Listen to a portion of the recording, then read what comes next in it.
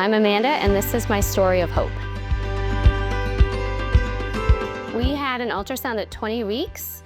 This was our second. And the ultrasound showed a bigger neck, a wide nuchal fold, I think it was called. So then we had to go and get a second ultrasound. And then that one confirmed the Down syndrome diagnosis. There was an 80% chance, and then we also had blood work to confirm, and that was like a 97% chance of a baby with Downs. And the doctors kept saying, I'm sorry.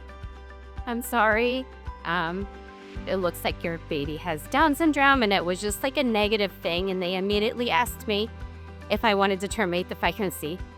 And I'm in a room all by myself and feeling like almost ashamed that I had this baby, and right away they want to know if I want to terminate. I work, no, like we're gonna keep the baby. Luckily I had like a sort of a friend through a mom's group that had a kid with Downs. She was the only one I knew. We weren't even that good of friends, but I immediately reached out to her, and she immediately plugged me into a Facebook group that was local, some local Downs groups, and then a GiGi's Playhouse. Yeah, no, in the beginning, like I read books, I wanted the worst case scenarios. I wanted just to kind of be prepared. But in the beginning, you're looking to the future and thinking, oh, like, what if he's not walking? What if he's not talking? What if he's not doing this? And at, so many years they should be doing this. But as they get older and you're in like the thick of it, you kind of forget all that. Like, he just recently picked up Mommy, I Need Help, which was a huge thing. You learned that, I guess, from his kindergarten teacher. My oldest, Eli, was about 3.5 when Isaiah was born. And he knew no different. He knew it's a baby. He would, in the mornings, wake up and he'd be like, bring brother. So I'd have to put the little baby in the bed next to him, and they'd cuddle for a few minutes. Or anytime he's watching TV, he wanted Isaiah on his lap. So we didn't know that the baby was any different. It wasn't until he got a little older we kind of explained Down syndrome, and things might be a little more challenging for him, but it makes him stronger. It makes him more patient.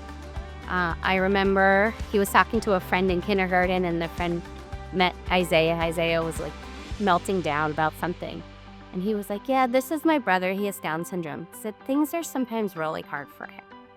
And it just melted me that he knew that it's a little hard for Isaiah sometimes, and the road's going to be a little challenging. But he's always been there to kind of support him and encourage him, and he loves to help anytime we're volunteering at GiGi's or anything else. He's always wanting to help, and he wants to get involved. So I've learned that I'm a lot stronger than I thought I was. Like I said, I didn't know anyone with special needs. I didn't have any friends, any family. So I've learned a lot, and I feel like this has really opened up like a fire in me for special needs, especially those with Down syndrome. To help and to give back and to want to do more. I'm patient. I mean, I'm not perfect by any means, but my patience has grown. My pace of life has slowed down, and like trying to find the small things and the little things that bring you joy that I might not have had with two typical kids, and just going fast. We've learned to kind of slow things down and go at our own pace. To try to get plugged in, try to find someone who has a kid with Downs, and talk to them, not to a doctor, not to your friends or family you might not have any experience, but try to find a mom with Downs, maybe one that has a little bit older of a kid, elementary or even middle or high school, to get their first, their account of everything. There's so much joy in the journey. It's not always easy, but there's so much joy that just get to know someone with Downs, and you'll see the joy.